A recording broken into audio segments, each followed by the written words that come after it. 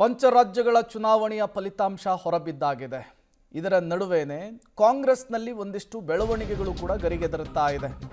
ಈಗಲಾದರೂ power sharing ಕಿತ್ತಾಟಕ್ಕೆ break ಬೀಳುತ್ತಾ? May 15ರ ಒಳಗೆ CM ಹಾಗೂ ಡಿಸಿಎಂಗೆ ಹೈಕಮಾಂಡ್ ಬುಲಾವ್ ಕೊಡೋ ಚಾನ್ಸಸ್ ಇದೆ. ಮೇ 10ರೊಳಗೆ ಕೇರಳ ಸಿಎಂ ಆಯ್ಕೆಯ ಪ್ರಕ್ರಿಯೆ ಮುಕ್ತಾಯವಾಗುತ್ತೆ. ಕೇರಳ ಸಿಎಂ ಆಯ್ಕೆ ಮುಗಿತಾ ಇದ್ದಂತೆ ನೆಕ್ಸ್ಟ್ ಬರೋದೇ ರಾಜ್ಯಕ್ಕಂತೆ. ಮೇ 15ಕ್ಕೆ ಎಲ್ಲ ಗೊಂದಲವನ್ನು ಕೂಡ ವರಿಷ್ಠರು ಬಗೆಹರಿಸುವಂತಹ ಸಾಧ್ಯತೆ ಇದೆ ಅನ್ನೋದು ಗೊತ್ತಾಗ್ತಿದೆ. ಸಿಎಂ ಬದಲಾವಣೆಯ ವಿಚಾರದಲ್ಲಿ ಹೈಕಮಾಂಡ್ ಸ್ಪಷ್ಟ ನಿರ್ಧಾರವನ್ನು ಕೈಗೊಳ್ಳುತ್ತಾ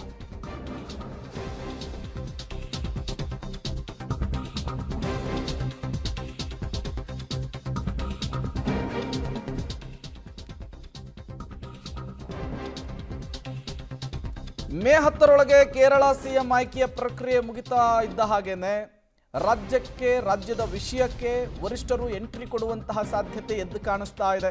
ಹಾಗಾಗಿಯೇ ಮೇ 15ರ ಒಳಗೆ ಎಲ್ಲ ಗೊಂದಲವೂ ಕೂಡ ಬಗೆಹರಿಯುತ್ತಾ ಅನ್ನೋದೇ ಈಗಿರುವಂತಹ ಸಸ್ಪೆನ್ಸ್ ಮತ್ತು ಕುತೂಹಲ. ಮೇ 15ರ ಒಳಗೆ ಒಂದು ಸುತ್ತಿನ ದೆಹಲಿ ಪ್ರಯಾಣವನ್ನು ಸಿಎಂ ಸಿದ್ದರಾಮಯ್ಯನವರು ಕೈಗೊಳ್ತಾ ಇದ್ದಾರೆ.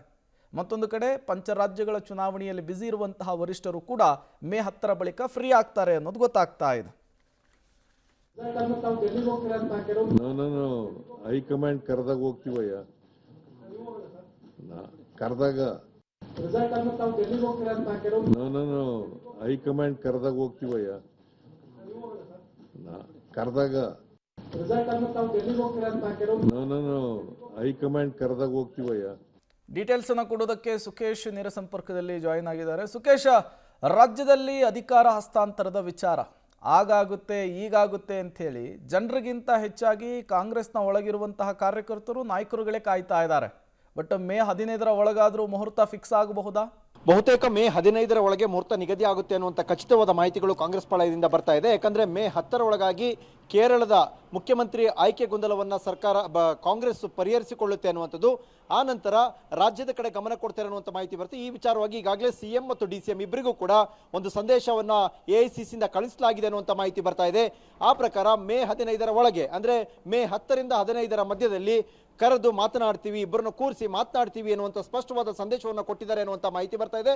ಹಾಗಾಗಿ ರಾಜ್ಯ ಕಾಂಗ್ರೆಸ್ನ ಪವರ್ ಶೇರಿಂಗಿನ ಗೊಂದಲಕ್ಕೆ, ರಾಜ್ಯ ಕಾಂಗ್ರೆಸ್ನ ಅಧಿಕಾರ ಹಸ್ತಾಂತರದ ವಿಚಾರದಲ್ಲಿ ಉಂಟಾಗಿದ್ದಂಥ ಗೊಂದಲಕ್ಕೆ, ಕಳೆದ 6 ತಿಂಗಳಿಂದ ನಡೀತಾ ಇರುವಂತಹ ಪವರ್ ಶೇರಿಂಗ್ ಜಟಾಪಟಿಗೆ ಎಲ್ಲದಕ್ಕೂ ಕೂಡ ಅಂತ್ಯವನ್ನ ಹಾಡುವಂತಹ ದಿನ ಹತ್ರ ಬಂತ. ಮೇ 15ರ ಒಳಗಾಗಿ ಈ ಎಲ್ಲ ಬೆಳವಣಿಗೆಗಳು ನಡೀತವೆ ಅನ್ನುವಂಥ ಕುತೂಹಲವನ್ನು ಹುಟ್ಟಾಕಿದೆ ಬೆಳವಣಿಗೆ. ಒಟ್ಟಾರೆಯಾಗಿ ರಾಜ್ಯ ಕಾಂಗ್ರೆಸ್ನ ಗೊಂದಲಕ್ಕೆ ಅಂತಿಮವಾಗಿ ಒಂದು ಪರಿಹಾರವನ್ನು ಕಂಡುಕೊಳ್ಳಬೇಕು ಅನ್ನುವಂಥ ನಿಟ್ಟಿನಲ್ಲಿ ಕಾಂಗ್ರೆಸ್ ಹೈಕಮಾಂಡ್ ಒಂದು ತೀರ್ಮಾನಕ್ಕೆ ಬಂದಂತೆ ಕಾಣಿಸ್ತಾ ಇದೆ. ಪ್ರೇಮ್, ಥ್ಯಾಂಕ್ ಯು ಸುಖೇಶ್ ತಮ್ಮೆಲ್ಲ ಮಾಹಿತಿಗಾಗಿ.